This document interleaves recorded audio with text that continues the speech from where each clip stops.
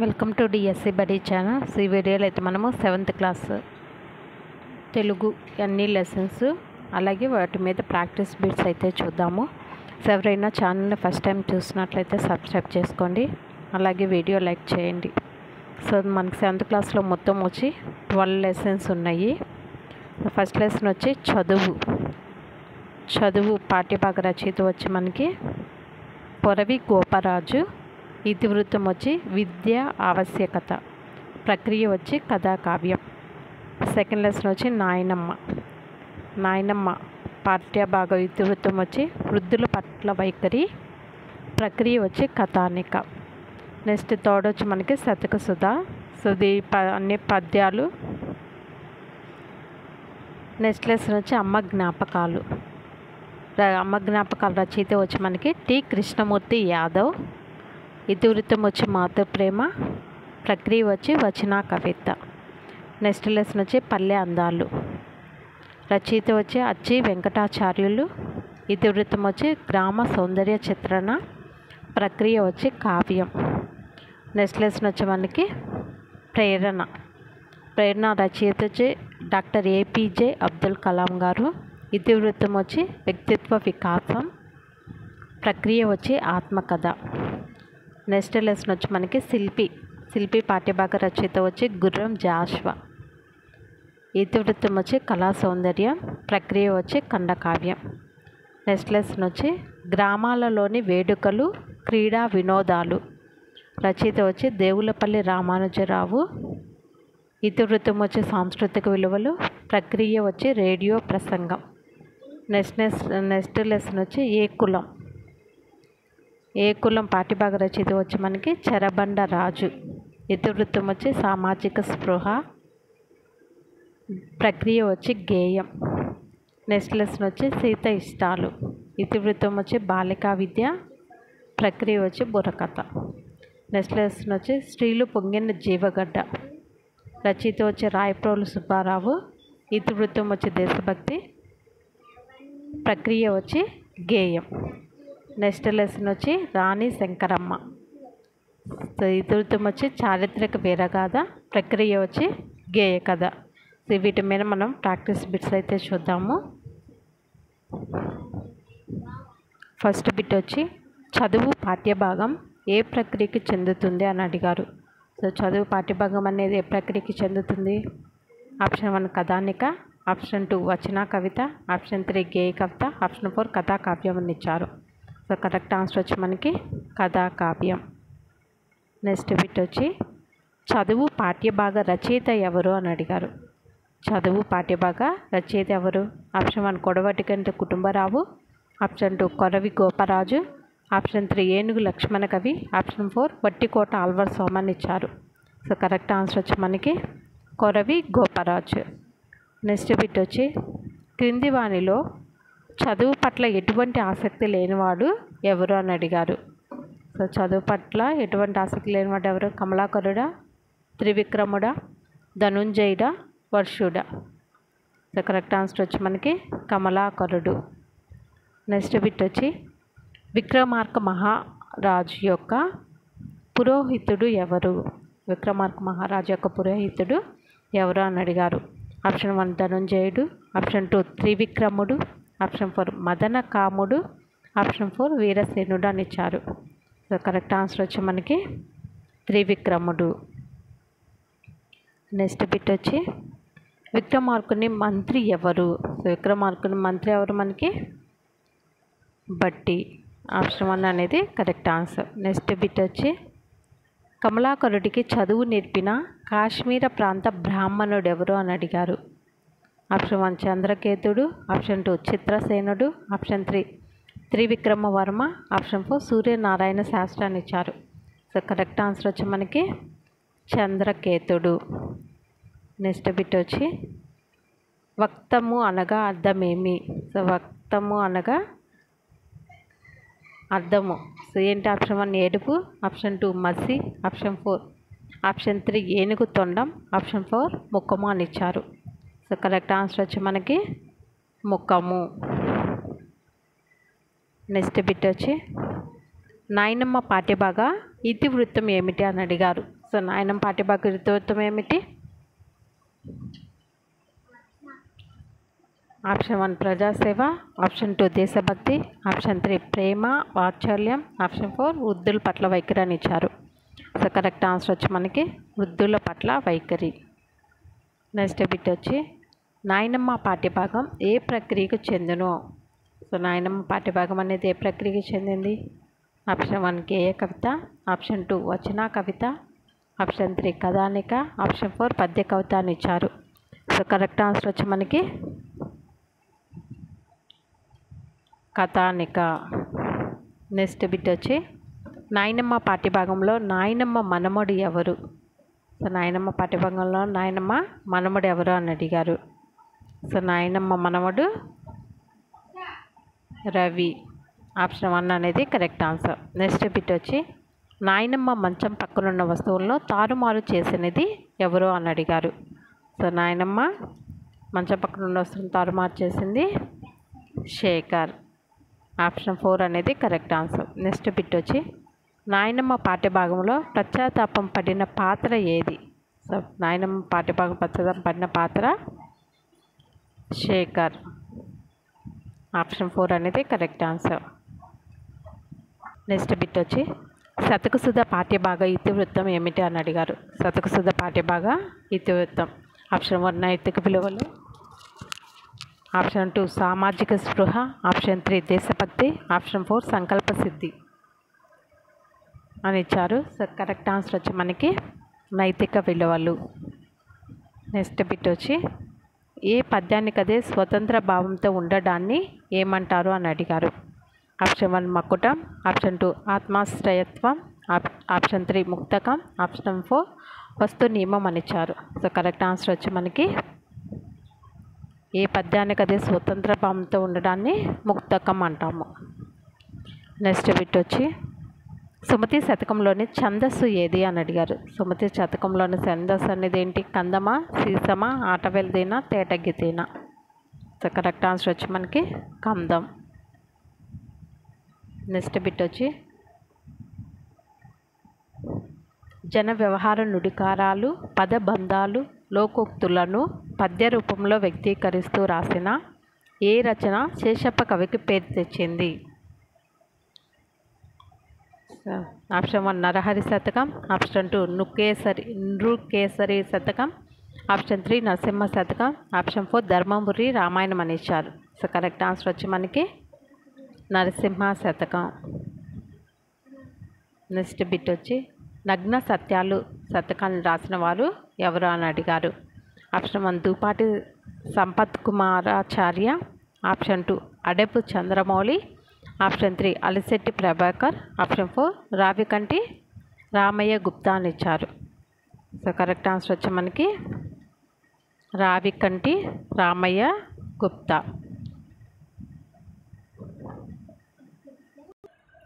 దుపాటి సంపత్ కుమారాచార్య వచ్చి మనకి శ్రీ యాదగిరి లక్ష్మీ నరసింహ శతకం రాశారు. ఆడెపు చంద్రమౌళి గారు వచ్చి వేములవాడ రాజరాజేశ్వర శతకం, రామాయణ రమణీయం, అలాగే శ్రీ శ్రీనివాస బొమ్మల శతకం రాశారు. నెక్స్ట్ మనకి ఆలిశెట్టి ప్రభాకర్ గారు వచ్చి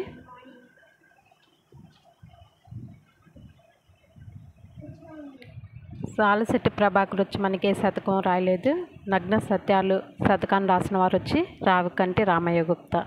నెక్స్ట్ బిట్ వచ్చి వరంగల్ అర్బన్ జిల్లా రంగసాయిపేట గ్రామానికి చెందిన కవి ఎవరు అని అడిగారు. రంగసాయిపేట గ్రామానికి చెందిన కవి వచ్చి మనకి ఆడెపు చంద్రమౌళి. నెక్స్ట్ బిట్ వచ్చి యాదగిరి వాస నృసింహ రామ విభో ప్రభో అనే మొకటంతో శతకం రాసిన వారు ఎవరు అని అడిగారు. కరెక్ట్ ఆన్సర్ వచ్చి మనకి దుపాటి సంపత్ కుమారాచార్య. నెక్స్ట్ బిట్ వచ్చి తొలి తెలుగు నీతి శతకం ఏది? తొలి తెలుగు నీతి శతకం వచ్చి మనకి సుమతి శతకం. నెక్స్ట్ బిట్ వచ్చి అమ్మ జ్ఞాపకాలు పాఠ్యభాగం రాసిన వారు ఎవరు అని అడిగారు. సో అమ్మ జ్ఞాపకాలు పాఠ్యభాగం రాసిన వాడు వచ్చి T Krishnamurthy Yadav. Next bit వచ్చి టి కృష్ణమూర్తి యాదవ్ తొలి కవితా సంపుటి ఏది? ఆప్షన్ 1 శబ్నం, ఆప్షన్ 2 తొక్కుడు బండ, ఆప్షన్ 3 చీమల బారు, ఆప్షన్ 4 అటజని కాంచ అని ఇచ్చారు. సో కరెక్ట్ ఆన్సర్ వచ్చి మనకి తొక్కుడు బండ. నెక్స్ట్ బిట్ వచ్చి అమ్మ పెట్టుకున్న ముక్కు పొడకను కవి ఎవరితో పోల్చాడు? ఆప్షన్ 1 ఇంద్రధనుసు, ఆప్షన్ 2 చంద్రుడు, ఆప్షన్ 3 నెలవంక, ఆప్షన్ 4 సూర్యుడు అని ఇచ్చారు. సో కరెక్ట్ ఆన్సర్ వచ్చి మనకి నెలవంకతో పోల్చాడు. నెక్స్ట్ బిట్ వచ్చి అమ్మ వాకిట్లో వేసిన ముగ్గును కవి ఎవరితో పోల్చాడు?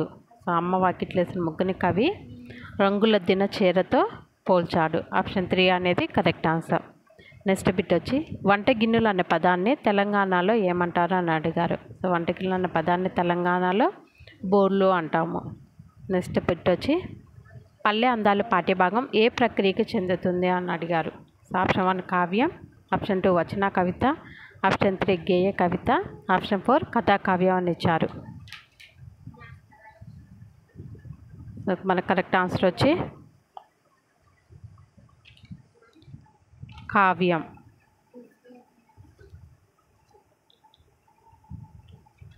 నెక్స్ట్ బిట్ వచ్చి పల్లె అందాలు పాఠ్యభాగ రచయిత ఎవరు అని అడిగారు. సో పల్లె అందాలు పాఠ్యభాగ రచయిత వచ్చి మనకి అచ్చి వెంకటాచార్యులు. నెక్స్ట్ బిట్ వచ్చి క్రింది వానిలో అచ్చి వెంకటాచార్యుల రచన ఏది? కింద ఇచ్చిన వాటిల్లో అచ్చి వెంకటాచార్యుల రచన అనేది ఏది అని అడిగారు. ఆప్షన్ 1 ఆండాల్ బుర్రకథ, ఆప్షన్ 2 రాగమాల, ఆప్షన్ 3 మా ఊరు, ఆప్షన్ 4 పైవన్నీ అని ఇచ్చారు. సో కరెక్ట్ ఆన్సర్ వచ్చి మనకి పైవన్నీ. నెక్స్ట్ బిట్ వచ్చి పల్లె అందాలు పాఠ్యభాగ ఇతివృత్తం ఏది? పల్లె అందాలు పాఠ్యభాగ ఇతివృత్తం ఏది అని అడిగారు. సో పల్లె అందాల పాఠ్యభాగ ఇతివృత్తం వచ్చి మనకి గ్రామీణ సౌందర్య చిత్రణ. నెక్స్ట్ బిట్ వచ్చి జాయాపతులు అనగా ఎవరు అని అడిగారు.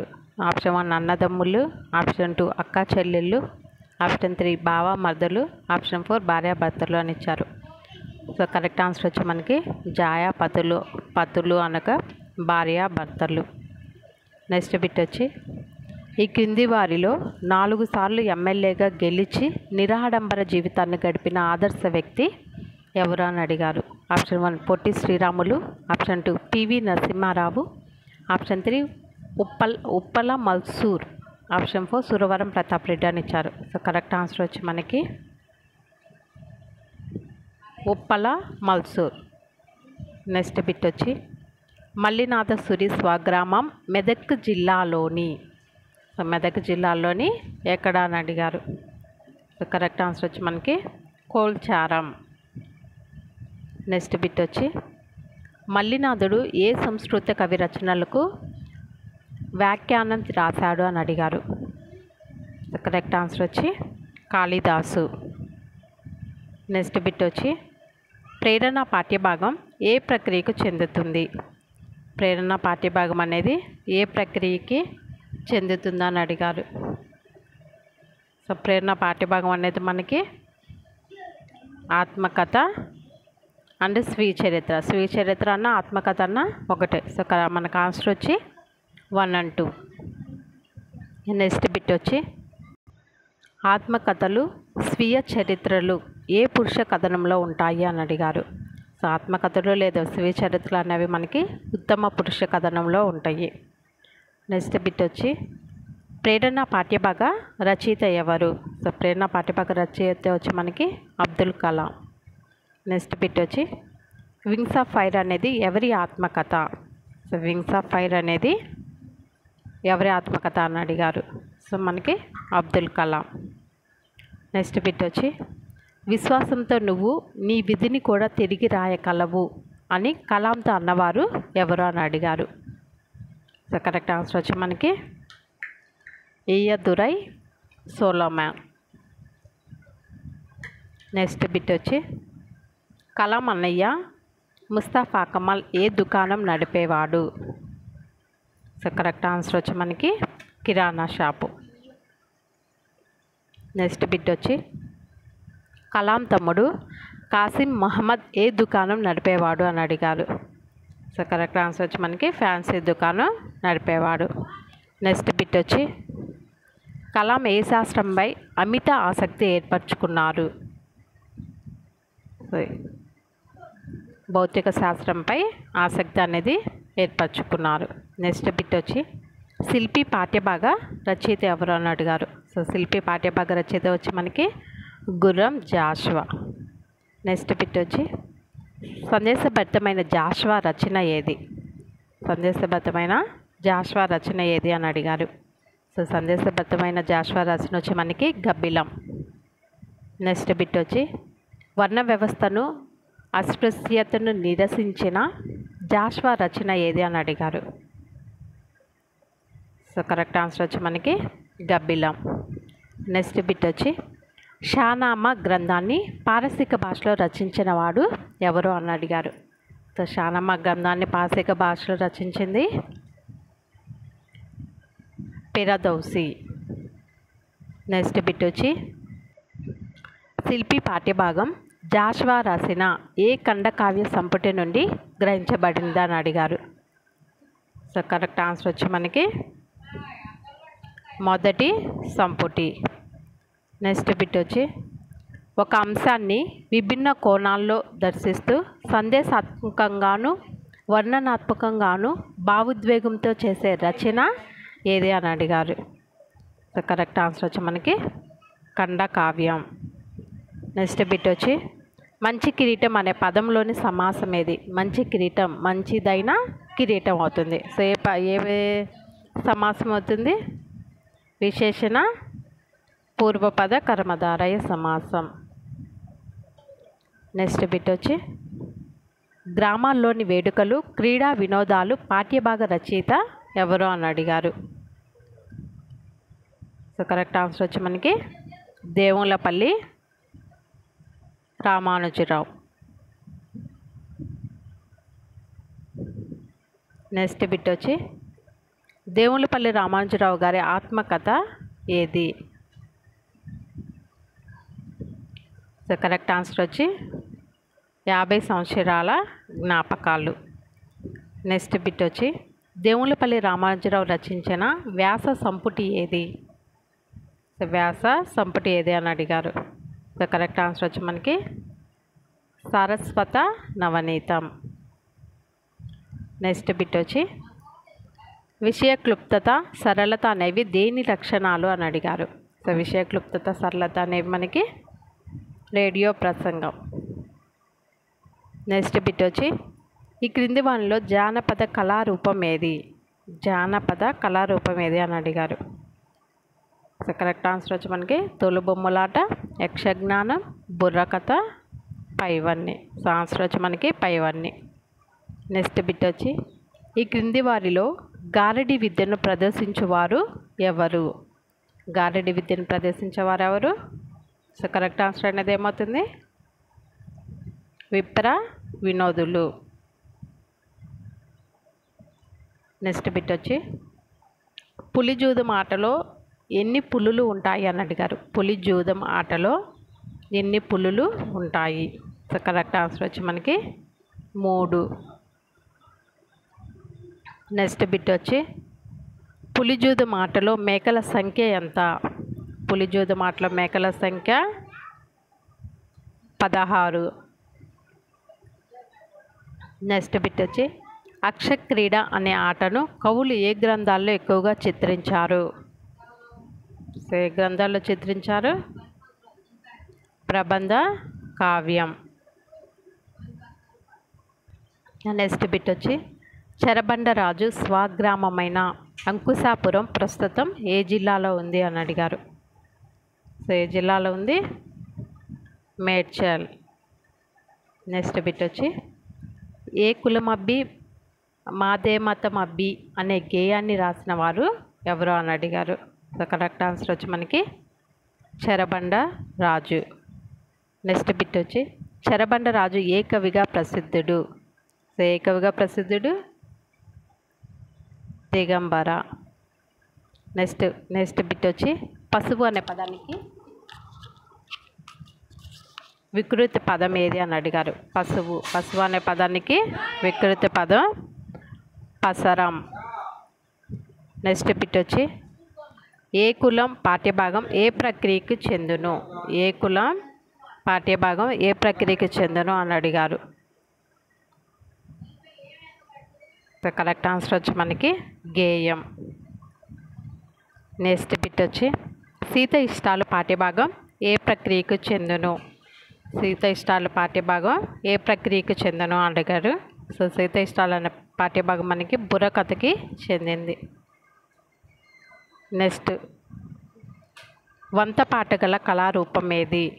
వంత పాట గల కళారూపం. కరెక్ట్ ఆన్సర్ వచ్చి బుర్రకథ. నెక్స్ట్ బిట్ వచ్చి సీత ఇష్టాలు పాఠ్యభాగంలో ప్రధాన కథకురాలు ఎవరు అని అడిగారు. సో ప్రధాన కథకురాలు వచ్చి మనకి కృష్ణవేణి.